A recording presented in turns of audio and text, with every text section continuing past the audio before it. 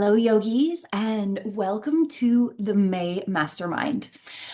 It is wonderful to have you here. My name is Jill Entignat, the lead trainer and founder of Yogi Institute, the online yoga school and studio that offers a 200-hour, 300-hour teacher training program and is also registered with Yoga Alliance for continued education. So in this mastermind, I feel that it's really, really important to prepare yoga teachers on how to deal with students that come into class with injury. I can't tell you how many times I have been teaching or been contacted by someone, even for private classes, contacted online, where people tell me what their injury or their condition is. And they've been suggested by a doctor to utilize yoga as a recovery tool or as a healing modality. So it's getting more and more common where doctors, where the medical profession is identifying that yoga is a useful tool for recovery. What does that mean for us as yoga teachers?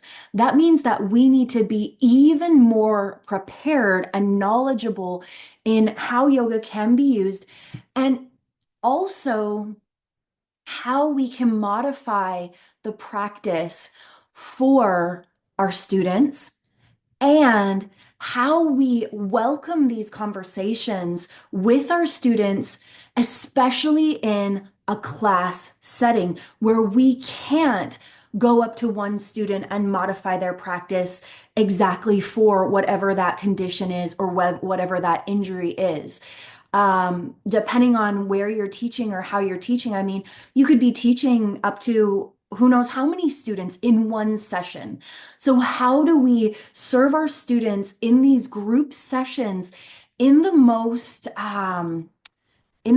nurturing and effective way? How do we do that? How do we do that as a teacher who's teaching multiple students and who may have multiple students in class who have different injuries or conditions that they are thinking that they're coming to their practice, they're coming to their mat to help them to heal? I think that this is a really, really important discussion. It's a really important topic for us as yoga teachers to build our confidence in even how do we have the conversation with a student who comes in and says, I've been released by my doctor. I just had this surgery or that surgery, or my doctor recommended, or my chiropractor recommended, or my naturopath recommended. I mean, there could be so many different, my PT recommended that I come and do yoga because of my condition or my injury. So as a if you're a 200-hour trained instructor and you're out in the community and you're teaching, I feel that this is even more important for you. If I don't, it depends on your 200-hour training, but I think that there's a lot of 200-hour trainings out there, mine included, where we don't really dive into how to deal with injuries.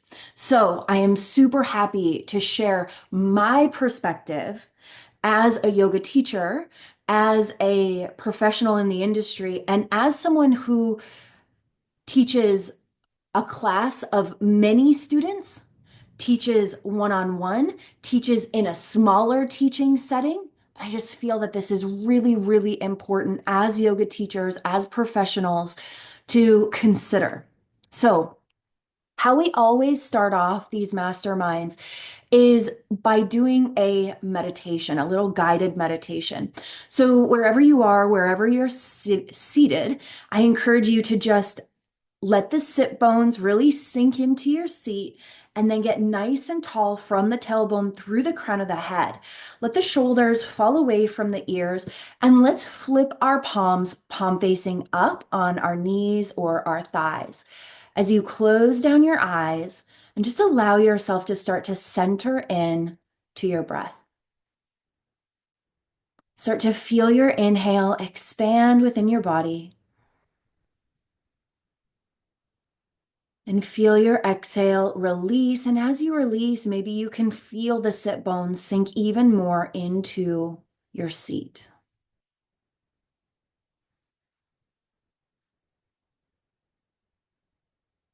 I'd like to introduce you to a breath practice here that I've been using quite often, and it's called balanced breath. And basically, what it is you on your own inhale, count up, full inhale, and then use that count to count down for your exhale. So you're really evening out and balancing out the inhale and the exhale. So let's take 3 rounds on your own breath. And I want you to know that if your count increases for your inhale for each breath, which it may, I find that it does personally, then just count down. So we're just looking for the inhale and the exhale to be balanced. We're not looking to take the same amount of breath in each breath. Does that make sense? I hope so. So we'll take 3 rounds, big inhale, count the inhale on the way up.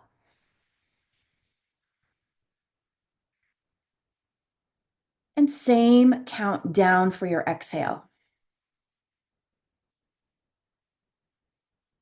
Inhale on the way up, count.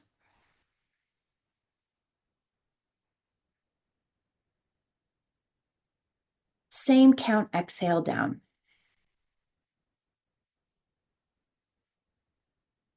Take 3 more rounds without my cue.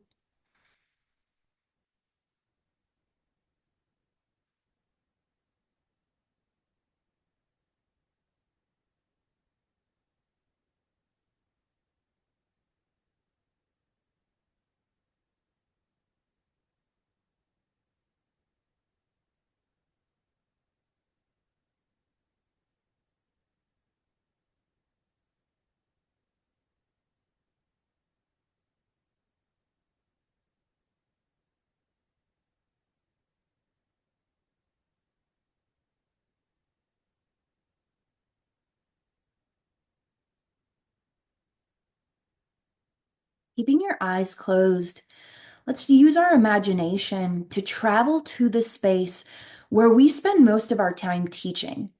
If you're not teaching in a space yet, I encourage you to create that space. Imagine that space in your mind's eye. So just put yourself in that space and visualize a student walking into the space. It can be someone that you currently teach, or it can be a new student, a new face. But just see them walk into the space and come to you and say, I have blank, whatever condition, injury, recovery, physical challenge. Just allow them to express that. And I want you to look into their eyes, see their eyes, and notice what is coming through as they're sharing this with you. What can you observe? Are they timid? Are they confused? Do they seem fearful? Just really connect to the state that your student is expressing their injury to you in.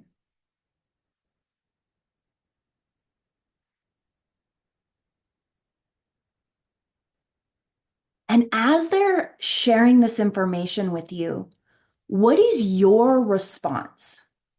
What is your response typically, or how do you think that you would respond in this situation? Allow for this dialogue to unfold. Notice how you feel. Do you feel confident in having the conversation? Do you feel uneasy? Do you feel a little lost? Do you feel like you have the tools to support this student?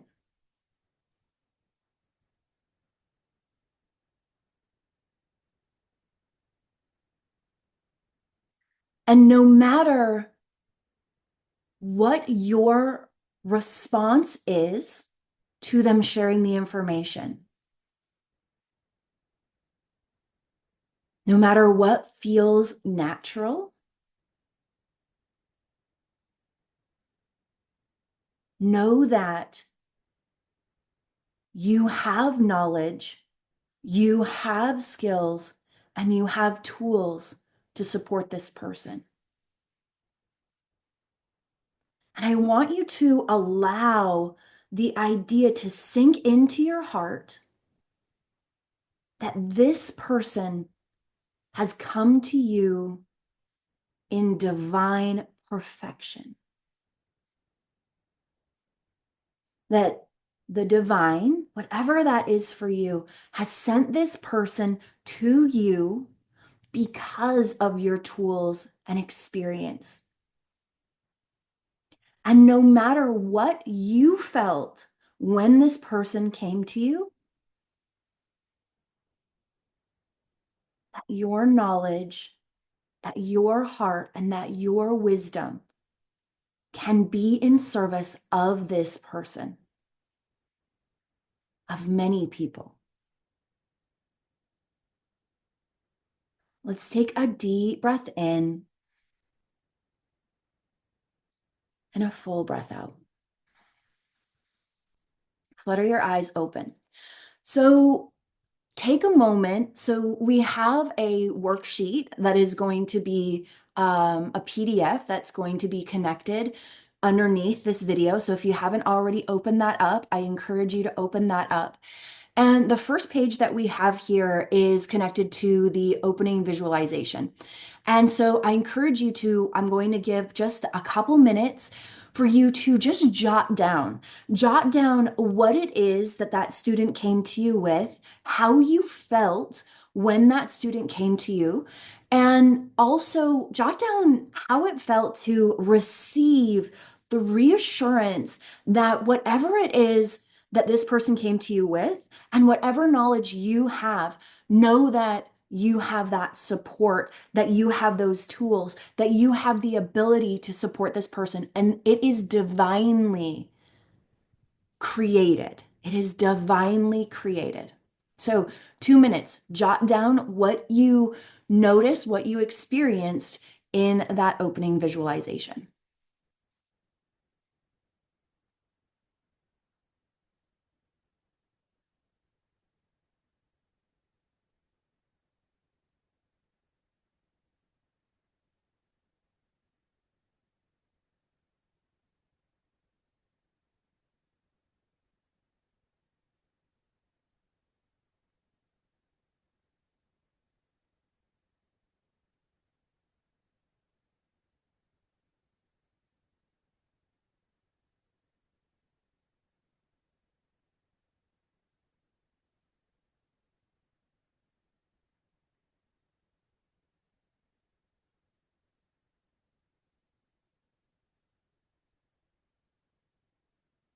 Okay.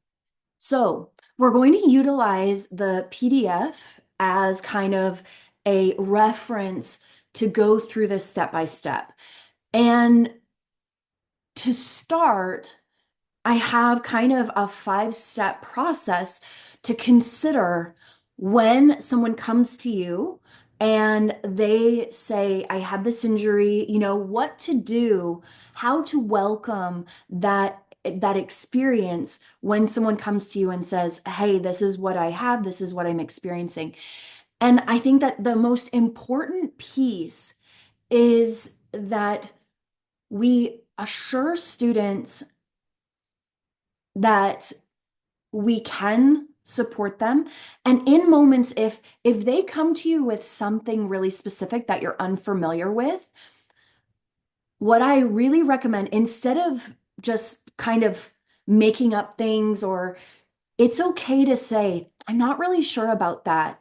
Let me do some research and I can get back to you. I cannot say how many times I have said that to a student in the studio space, and I do it. And what that has done for me is it has built up my library of knowledge for the research that I've done personally.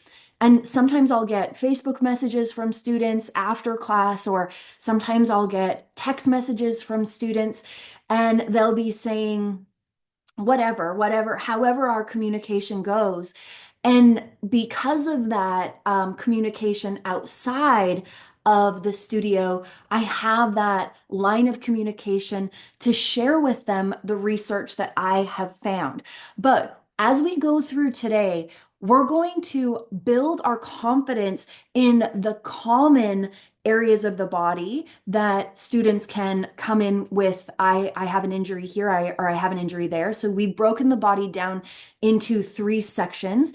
We have the lower limbs and the pelvis, we have the trunk, and then we have the upper limbs. So we've broken the body into kind of those three sections, which tend to be the most common areas that people experience injury. And what I have found so interesting, so I've had students come in, and a lot of the time the injury is the joints, because there's a lot of moving parts in our joints, whether it is our wrists, our elbows, or our shoulders, our hips, our knees, our ankles, or our spine. So our joints tend to be where students experience the most injury, and it's due to the instability, it's due to the motion of the joint. So a bone, yes, we can fracture or break our bones, but there's a very obvious solution for that, like a cast. They would be put in a cast, and then after the bone has healed, they can take x-rays to see that it's healed. So that's a little bit different. But a lot of the time, it's the joints that are actually the most common thing that people come in with. So it's broken down, the training's kind of broken down, and we're going to move quite quickly because that is a lot to cover. But first, let's just go through this little 5-step process as to when a student comes in and they share with you that they have an injury. And what I really recommend too, so for me, I walk around day-to-day life observing bodies. I feel like that it just comes naturally as a yoga teacher, because that's what I feel that I do in my teaching career is I observe bodies. And someone doesn't have to tell me when they come in where their issue is or what their issue is. Usually I can just read it on their body. So if someone comes in and their shoulders are really hunched forward, and you know that there's some issues in the upper back and potentially in the shoulders, you know, when you look at someone, if they're kind of favoring a part of the body, like you can start to really pick up and intuitively see the body in a different way. It's actually very interesting for me walking through life, everyday life, normal life, through the grocery store, or, out for dinner. I can see where people are experiencing discomfort in their body without them saying anything. So some students will come in and they'll actually want to tell you about their conditions or their injuries or what they're recovering from. And some students, they won't want to tell you. They may not feel comfortable, especially if it's their first class. They don't know you well. You haven't built that trust and rapport with them, but you'll be able to see very easily where they're not moving with ease. Like that's a big thing, is ease of movement. I can see people who have no mobility in their hips as they're walking through their day. I can see people who have their head tilted forward, and that is an indicator that there's some tension through the neck and the upper back. I can see people, limping, you can see, which could be the knee or the ankle. So really, I really encourage you to get observant of the body. If you're not already starting to read bodies and get curious about bodies. So that kind of leads us, it's a great segue into this checklist that I've mentioned a couple times. So greet the student warmly and ask open-ended questions to understand the nature of their injury. So get really curious when someone wants to share with you what they're experiencing in their body. Get really curious. Ask them questions. What are the sensations like that you're feeling in your body? Where do you feel? Is it pain? What is the sensation? So many people lump all sensations into pain or no pain, and that's it. And so what's been really interesting for me is cultivating that curiosity when the student comes and they say, "Oh, I'm experiencing pain in my body in this area." Well, can you describe that pain? Is it sharp? Is it shooting? Is it hot? Is it dull? Is it on a range of 1 to 10? How much pain would you say that it is? Is it when you draw the shoulder back? Is it when you draw the shoulder forward? Depending on where the pain is, you can start to get really curious about what their experience is. That is number one, I think. Get curious. Don't assume. Don't assume that when someone comes in and they say, "I have back surgery," that you know what they're experiencing. Or "I had clavicle surgery," and you know what they're talking about. Get really curious because every body is unique and everyone's healing journey is unique. And so ask them about what they're experiencing. And if they say, "I don't know," then give them suggestions or options to be able to answer that question.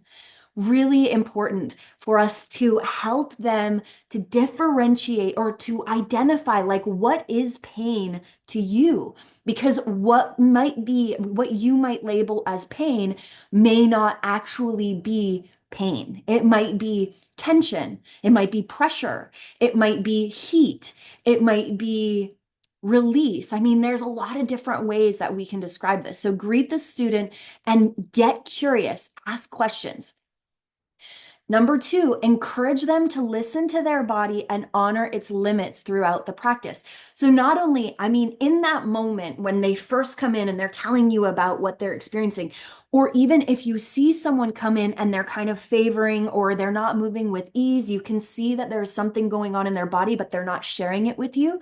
Take note as the teacher, and then make sure that you're offering modifications for what you're observing. Like, use them as your tool in order to know what to offer for them, but also encourage them. Like, one of my favorite sayings for students and in class is that I can't feel what is going on for you, so you are your greatest teacher. Honor your body, do what feels right for you. Offer modifications and props to ensure their comfort and safety, tailoring the practice to their needs. So I don't know about you, but I have taught in a lot of different situations where I can't tailor. I personally cannot tailor to what the student needs. Not only because I don't know what they're experiencing in their body, but also because I'm teaching to a group of sometimes 100 people. And how can I tailor a practice to one person just because they say to me, "I have this injury," or "I have that"? Yes, I can offer modifications that would be connected, but sometimes that's just not possible when you're in a big group teaching setting. That's why I love teaching one-on-one with people, especially people who are recovering from injury or they have a condition. One of my one-on-one students has a floating kneecap, and that has been fascinating to work with her. It's not a condition that I had ever heard of before. I've done the research, it's very rare. And I can tailor our sessions to exactly what is going on in her body. That's not always possible in a group class setting. So that's why it's so important, especially in group classes, to say, do what feels right for you. Take breaks when you need to. Use the props if you need to. And honor your body. Be gentle with your body. So next, avoid poses and movements that could aggravate the injury. Always prioritize stability over depth.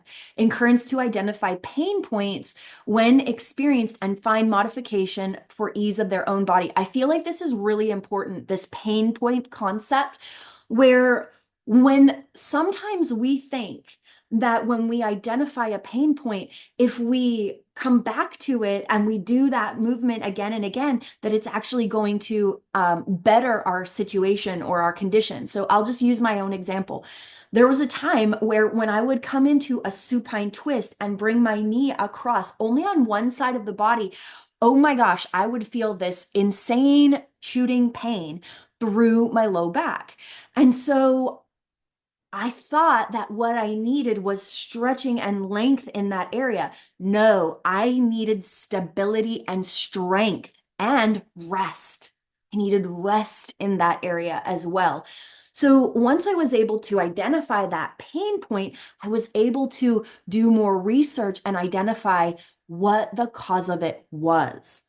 And that's when it gets really interesting, especially when we use our own body, our own personal experience as a lens to share through. So I no longer did supine twist. Instead of doing that supine twist, I would allow my knee to come out. And what that did is the issue wasn't actually in my back at all. It was actually in my psoas, which runs down the front of my leg. So when I opened up my knee rather than bring it across the midline of the body, that created some openness for that area, stretching it, opening it, which actually created ease in that hip. So in the low back, it created it helped me to heal that part by opening rather than extending, because you just think about that compression. So when we open, there's another part of the body that is compressing, or it's allowing for it to get shorter. So that opening of the hip and stretching of the psoas, it actually created that space for the backside to get shorter, and that felt more easeful. So identifying that pain point and finding modifications that felt better was very, very, very helpful. And I avoided those pain points, because when we do that thing, we're just ripping the Band-Aid off. We're just ripping the scab off is actually a better way to say it. We're ripping the scab off, and it's reopening or re-injuring that area. So encouraging students to identify those pain points. And when you're getting curious and asking them, how does this feel? Where do you feel it? Using those concepts, those pain points. Is it when you draw it back, so you're lengthening? Is it when you draw it forward, so you're compressing? So you're able to really look at the body in a way of front to back and midline, side to side, and up and down. Where are these pain points? What movements? Is it a forward fold? Is it a arching forward? Identifying where the pain points are empowers the student to have that awareness of, oh, I can modify, or I can do this differently. Reinforce the importance of rest, mindfulness, and patience in their healing journey, reminding them that yoga is a tool to support, not rush the process. By holding space with empathy and care, the teacher becomes the guide in the student's path toward recovery. So one thing that I like to share with students who come in with injury is, I believe that the first most important piece of recovering or healing from anything is the belief that it's possible. So when we encourage our students, when we ask them, like, do you believe that you can actually heal from this? Or stating that our first step to healing is the belief. So this is the mindfulness. Our first step to healing is the belief that we can heal, that our bodies can heal. And what makes that, or what can make that challenging for some people, is that when we injure ourselves, or when we have a condition, it can shake the trust in our body. It can shake the relationship that we have to our body. And when we do that, when we have that shaken trust, it can be harder for us to cultivate the belief that it is possible that we can heal. So part of our healing process is trusting the body again and creating the belief that it is possible. So that's that mindfulness piece. And knowing that the body can only heal at rest. This is a concept that we don't always think of. sometimes when we get injured, we think that we need to do more when actually we need to do less. And it's not just about rest, sitting on the couch, watching a television program. It's intentional rest where we send that awareness and that energy to that area. That's why I love yin and restorative practices for recovery, because it creates the time and the space for us to cultivate that stronger relationship to our body, where it's not just movement, movement, movement, like our vinyasa, our strength, sometimes even our kundalini practice. So reassuring, reminding students that the body heals with intentional rest. So prioritizing sleep, prioritizing rest, maybe doing less, maybe taking a break from our practice can help us to heal. And then mindfulness, the mindset that we are capable of healing, that our body is capable of healing, and rebuilding that relationship of trust with the body. And then patience. It's going to take however long it's going to take. And the doctor may tell you, oh, it's going to take this long for your recovery, but every single human being is unique. Every single body is unique. And so we have to be patient for that healing process. Our students have to be patient with their healing process. And what that might mean is that a student comes to class and you don't see them again. And it doesn't mean that you did anything wrong throughout your teaching or that practice. That could be them following that inner guide that I'm not ready to come back yet. And another piece here that I highly, highly recommend is follow up with the student after class. Keep a close eye on the student without neglecting the other students in the class, but follow up with them. How did that feel in your body? Was there anything that stuck out for you throughout the practice that you want to be aware of? So there's a lot there that I just covered. I hope that you're taking notes. Now we're going to shift into the specific body parts. And one of the best tools that I have found as a teacher is this book. So, supporting yoga students with common injuries and conditions. Now, Andrew, I've had the opportunity to speak with him personally, and he is brilliant. And this book is brilliant. He really bases it in experience, scientific fact. And this is just the handiest book. It's kind of broken down into the same way, the three different parts and then common conditions. And it's such a great reference point. And there is so much knowledge for a yoga teacher when it comes to modification, when it comes to the reason why, and when it comes to the research behind the different injuries. It's just brilliant. So I highly, highly recommend this as a teacher who, any teacher, really, any yoga teacher. So highly recommend. I'll put a link to this book underneath this video in the notes. So when we go to the lower limbs and pelvis, so we're looking at the hips and pelvis, the knees, the ankles. And sometimes people will come in with foot issues as well. So a common issue with the hips and pelvis, tight hip flexors or hip impingement. I think that in our modern day society, with how much time we spend seated at our desks while we're driving, watching TV. I mean, we have a seated, and one of my favorite phrases is sitting is the new smoking. And it's just it's a reference to how much being seated is hurting our body and how important it is that we get up and move throughout our day, but how being seated can create a lot of tension in our hip flexors. And I also remind people, and this might come down into the spine and trunk section, but often, sometimes, when we experience low back pain, it's actually tight hips. It's actually not necessarily our back at all. So the body's so fascinating, always remembering that we're this closed linkage, and that when one part of the body is affected by an injury or a condition, that all other parts of the body are going to be affected in some way or another as well. So having that knowledge in the back of your mind. So hips and pelvic, tight hip flexors, how to modify. Use props like blocks to reduce strain in lunges or pigeon pose. Now, anything that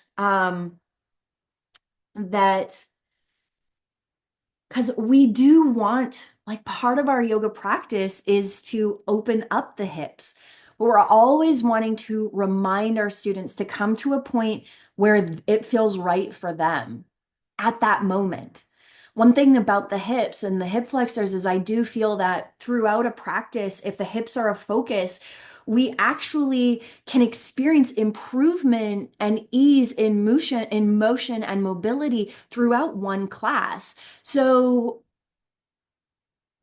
that's just something to have in the back of your mind, and students can use those props. Now, another thing that I feel is important here is coming back to that stability over, how was it? Over depth, stability over depth. So a lunge, when we're in a lunge and the focus is stability and engagement, it's a very different experience than when the focus is just straight coming to that sensation of feeling the deepest stretch. So in a low lunge, that might mean that the back stays straight over the hips and the hips stay straight over the back of the leg. And there's that one strong line instead of lunging forward and opening up more. Stability. So engaging through the different parts of the body to hold that joint stable can be just as beneficial as coming into that deepest stretch expression. So what to avoid? Deep hip flexion, like seated forward fold, if discomfort arises. So again, we can come into a space, into a stretch, into a posture, and students might feel pain, discomfort, and then come out of it. So let's just say that someone is in a seated forward fold and they're experiencing a lot of sensation, just have them back out of it. If you're going through a vinyasa style practice and you're inhale up, exhale down to a forward fold, inhale to your halfway lift, a student with that hip pain may just skip that portion and come straight down. Let's say they're moving into a chaturanga, into their high plank, holding that high plank, creating that stability rather than coming into that deep forward fold where they feel that discomfort. This could be, I mean, there's an Injury 10 module that we get deeper into these different areas. But that's just one thing. Something else in the injury module that is really helpful with the hips is I interview two students who had hip surgery. And what they said is that anything weight bearing, so just as an example, if you're in pigeon pose you're on your stomach and the weight is bearing on that hip, rather than them do that, have them come around onto their back and come into a figure 4 stretch where they're still getting that opening through the hip flexors, but it is not weight bearing. So kind of avoiding those weight bearing hip mobility or really compression poses, taking that weight off of that joint. So number 2, the knees, common knee pain or injury, meniscus, tears or arthritis. Absolutely. How to modify. Use a blanket under the knees in kneeling postures. Avoid extreme bending. What to avoid: deep squats or lotus pose without proper preparation. I feel that that's really important. So we can do warm-ups that help prepare the whole body. And using a blanket underneath the knees, I have found to be extremely effective with students. It can even be a rolled up towel underneath the knees. There's a lot of different ways that you can create more comfort under the knees, or you can just focus on being on the back in a practice and avoid being on the knees altogether. Like I mentioned, my student who had the floating meniscus and also she had surgery, knee surgery, we avoid the knee altogether, being with that weight bearing. And what's so interesting is she shared with me that it doesn't feel, she's like, it's not that it's painful, it's just awkward. Like I feel just awkward being on my knees. So every body has a unique healing journey. And for now, we still bend in the knees, front, back. We still focus on that angle in the knees, but we don't do our cat cows on the knees. We do our cat cows seated.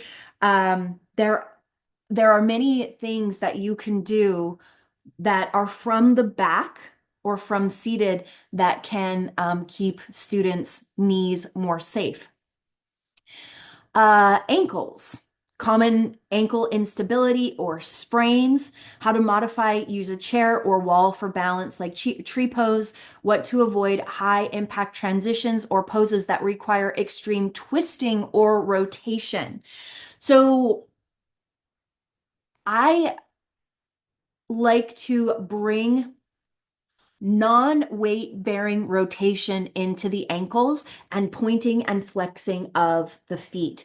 Now, if there is one of those movements that creates discomfort, the student can avoid that.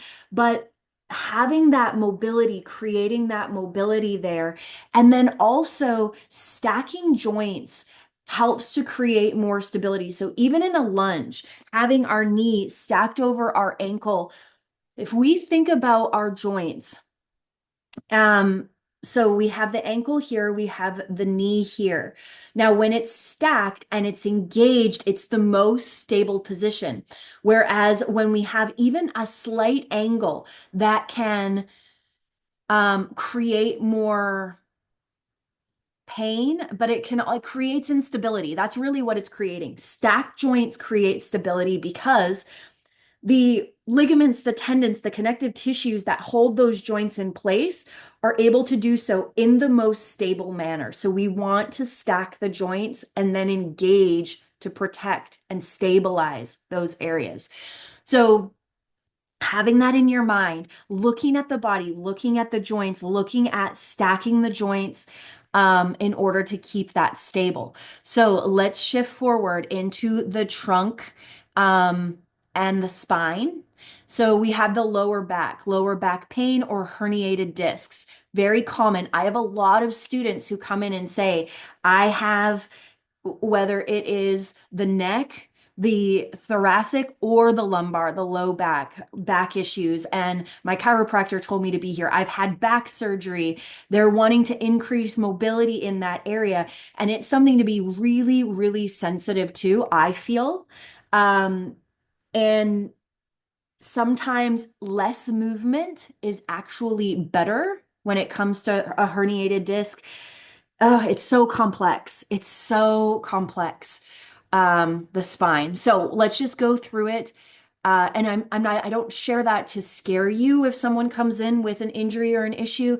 I just share that in my experience, it's really important that the student stays really curious in their own body. Really, really important, and finds those pain points and where to stabilize and where it feels better when they stabilize that area. So, lower back. Focus on gentle back bends like Sphinx pose and strengthening the core. Strength, stabilization. You can see that that is a theme here with injury. Sometimes people just think about flexibility, but it can be intentional engagement in that area that can build up the strength, that can help the joints to find more stability in order to heal. Deep forward folds is what to avoid, along with twisting poses that compress the spine. So there's a lot of ways, and there's a spine 15 module that is fantastic. And it can be a continued education, or it's in the 300. But where we look at the spine, we break it down into the 5 different parts, and we learn movements to support the 5 different parts of the spine. It is such a great module. And I believe that spinal health is a big piece of a yoga practice. And so, I mean, it's a big part of why we do yoga and what yoga is. So if you haven't taken a more in-depth spine training, I highly, highly recommend that you do, whether it's with me or with someone else. So back and rib cage, common issues, thoracic stiffness, and scoliosis.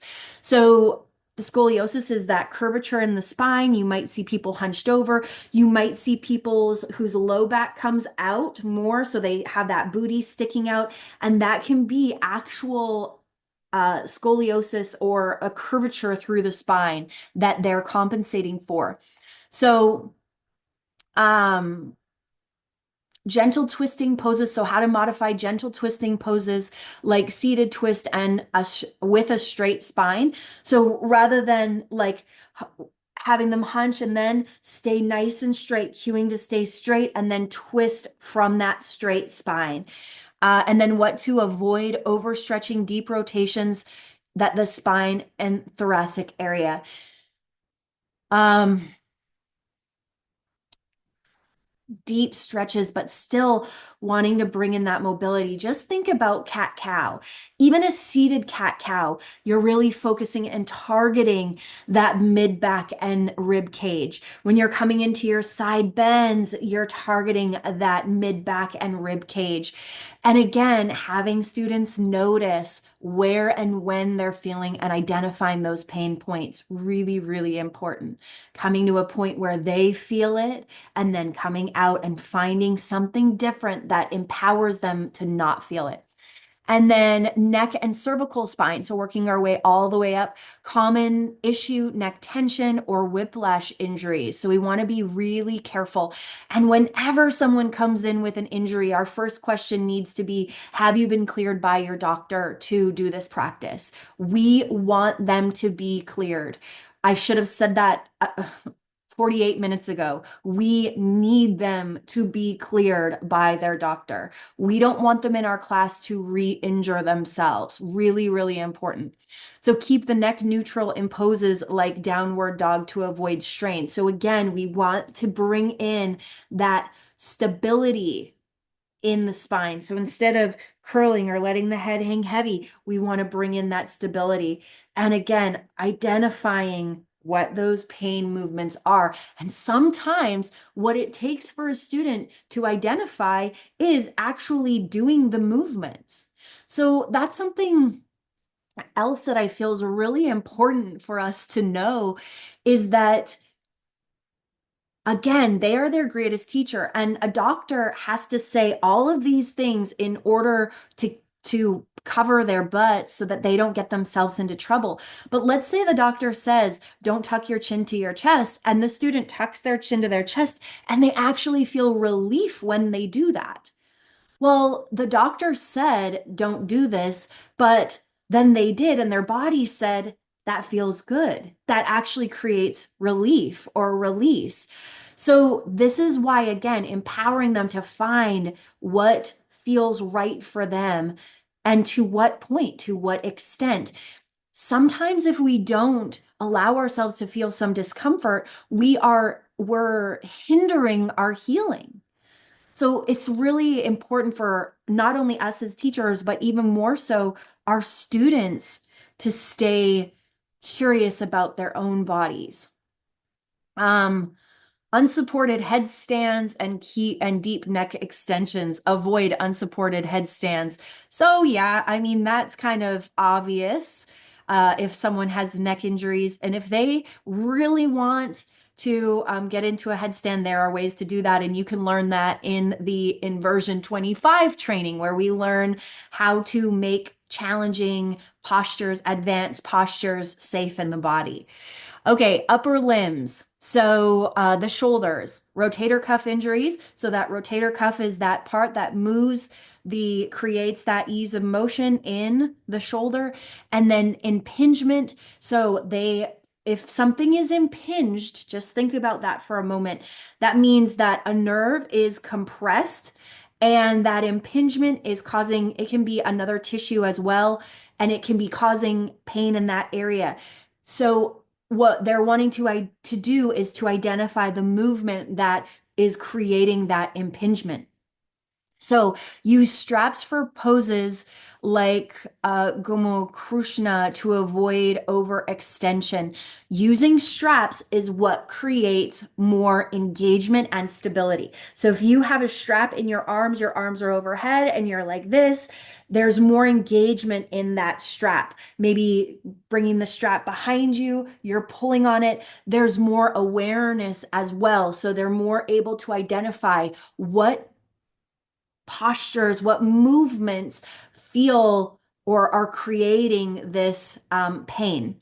And then what to avoid overload poses like wheel if pain is present. I mean, even I have had students who have had shoulder surgery who have come in and they're like, my doctor cleared me. I'm ready for this. And um, they they're coming in for their down dog, and there's a lot of pressure that's required on the shoulders in down dog.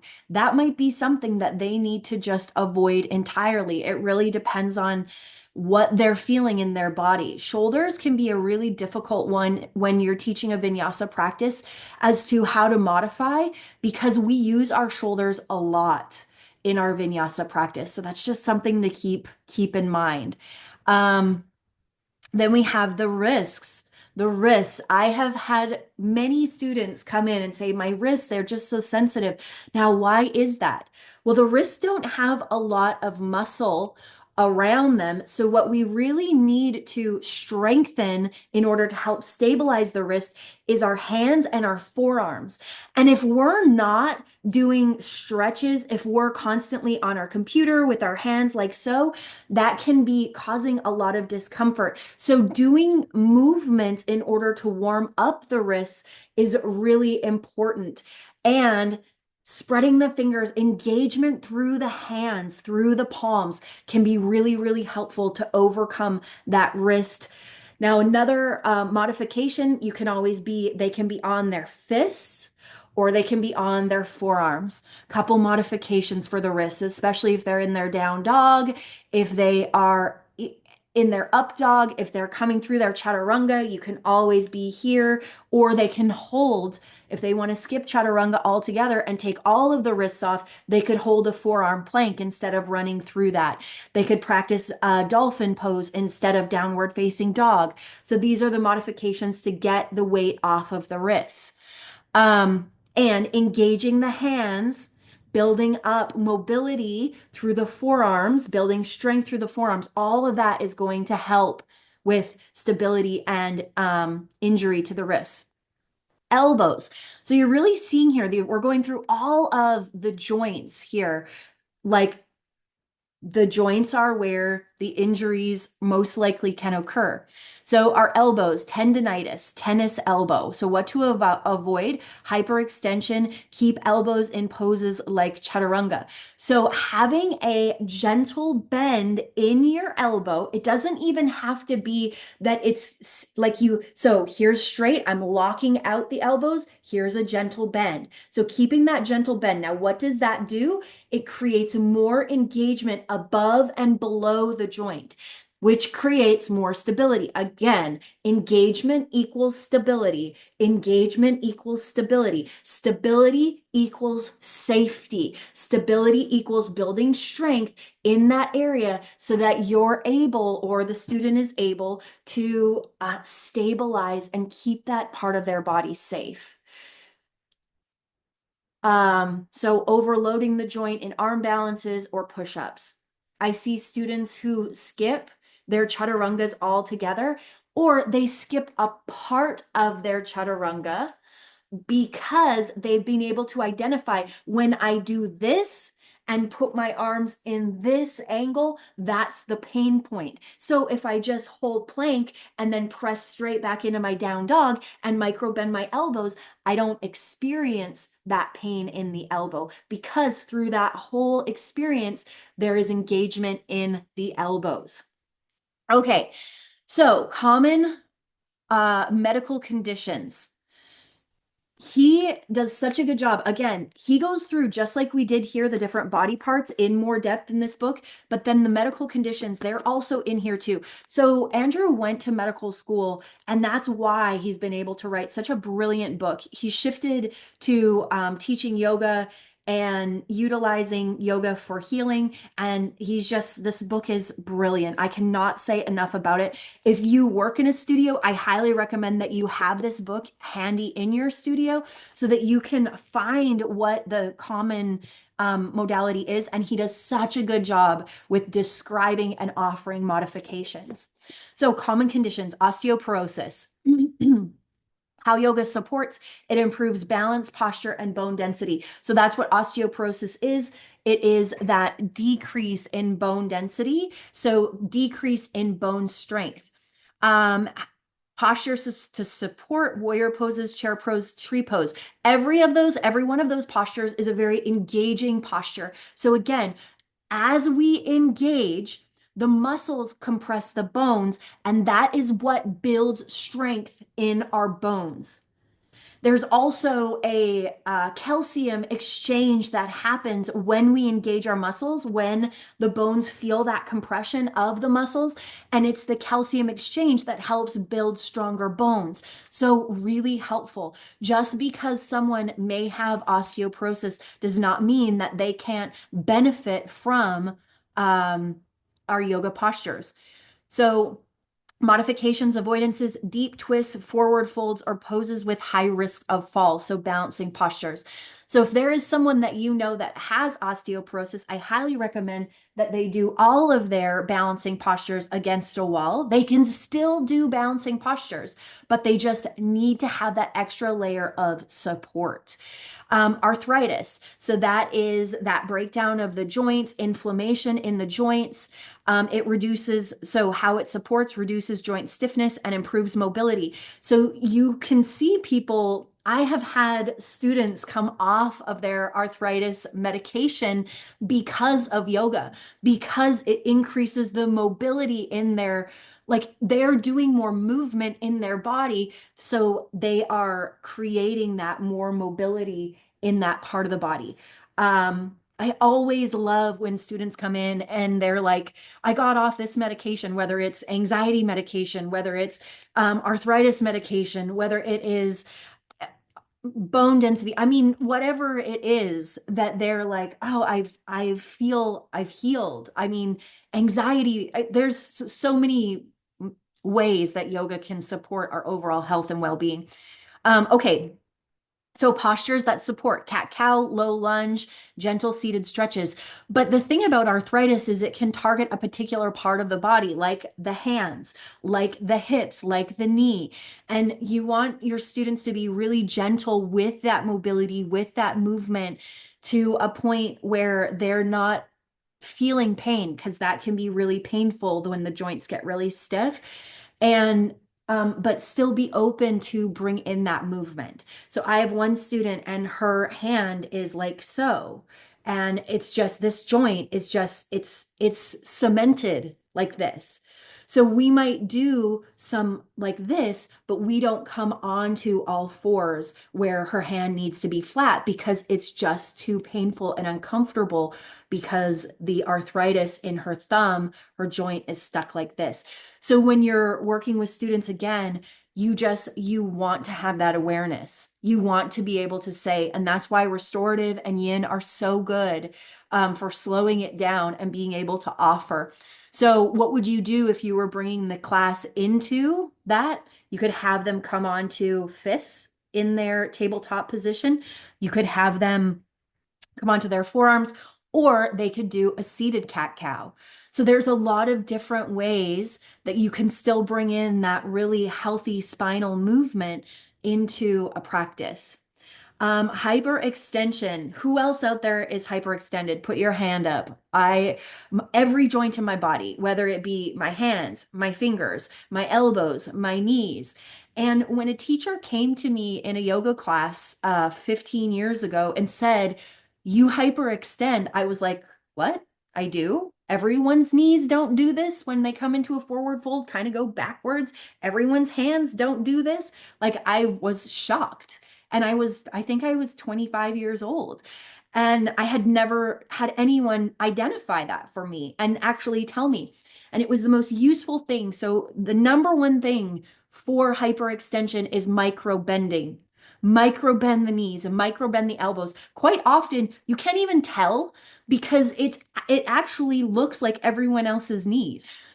It actually, like, just as an example, like the knees in a hyperextended person will kind of go backwards when their legs are totally straight. So when they bring that micro bend in, that allows they look like every other person in the room. It's so fascinating. And it's just that simple. Bringing in that micro bending in any part of the body will help to keep that joint stable. And what that'll also do, the micro bend helps engage different muscles, which creates more strength, which decreases any risks that the micro or the hyperextending brings to the body.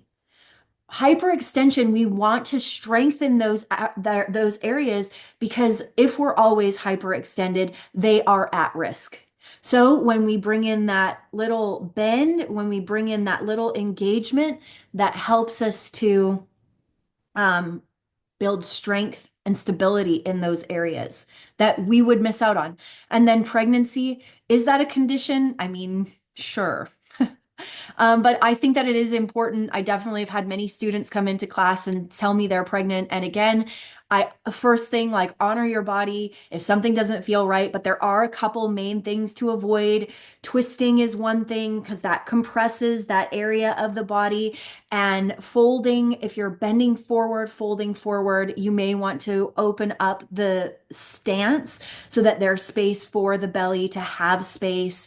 I've also been told or learned that avoiding lying flat on your back, so they may want to take their shavasana in more of a fetal position on their side. And if there are postures that are back bending that can create compression and pressure because of the belly, but it really depends at what stage and size the pregnancy is. Um, and something else that I've learned too about pregnancy is that you don't necessarily want to develop a new practice. Like if someone's been doing yoga for years, then they're going to be okay continuing with yoga. Same thing with running, same thing with tennis. For the beginning of their pregnancy or whatever, for the beginning of their pregnancy, and they just want to stay really aware as to how these different things feel in the body. Okay, so the quick reference point, there is a chart here that you can print off, that you can utilize for these different common areas, and it's basically everything that we went through. So to recap, I know it was a lot, but really important. Have they been cleared by their doctor for this kind of physical activity? First question to ask. Another thing that you may want to share with them or ask them is, do you believe in your body's ability to heal? Do you believe in your body's ability to heal? Empower them to notice what they feel in their body and avoid, modify those pain points. Avoid and modify those pain points. Let them know that you will offer modifications, but ultimately their body is their greatest teacher. Take it slow, be patient with themselves. And as a yoga teacher, don't be afraid to say, I'm not really familiar with that. I'm not really sure about that if you're not sure. We never want to give information to students that may harm them. Do no harm is one of the 8 limbs of yoga. It's one of the yamas of yoga. We don't want to give advice that we aren't 100% sure of. So that's why having this book, having a quick reference point to help us build up our knowledge. Now, if there is something that you're sure about, something that you've experienced in your own body and you want to share that, all the power to you. If there's something that you have done the research in and you feel confident in sharing, Absolutely. Like we're here to build up our confidence so that we can support our students in whatever it is that they're experiencing. We really want to create a safe space where students feel comfortable talking to us. And don't be afraid to do more research. I believe as yoga teachers, we are forever learners. We're always learning, and it's never going to stop because every body, every student is completely unique. You are completely unique as a teacher. So that concludes today's mastermind about injuries and how to handle and deal with injuries in students. And it all applies to ourselves as well. If you're going through your own healing process, then be gentle with yourself, be patient with yourself, be tuned in and tapped into your own body and your own needs. Thank you for joining me here again. There were 3 trainings that I mentioned in today's mastermind. We have the Injury 10, which goes way more in depth into these different things. It's a great module. We look at these specific parts of the body. We learn about different injuries, the difference between strain and sprain. We learn about healing modalities, like myofascial release. We learn about chiropractic. We learn about essential oils. I mean, it's a great, great module. We have our Spine 15, which I highly, highly, highly recommend. It is fantastic. The more we learn about the spine, the better we can support our students. So the Spine 15. And then we talked about inversions, keeping inversions safe, feeling confident in teaching inversions, knowing which inversions they should avoid depending on what condition they have. That is the inversion 25. I will put links to all of those trainings underneath. The PDF will be there for you to reference. And I'll also put a link to this amazing resource that I highly recommend. I hope that you have a wonderful, wonderful rest of your day. Thank you for spending your time here with me. The light, the love, the wisdom in me sees, honors, reflects, and encourages the light, the love, the wisdom in you. Namaste. Again, my name is Jill Entignap. I hope to see you again soon.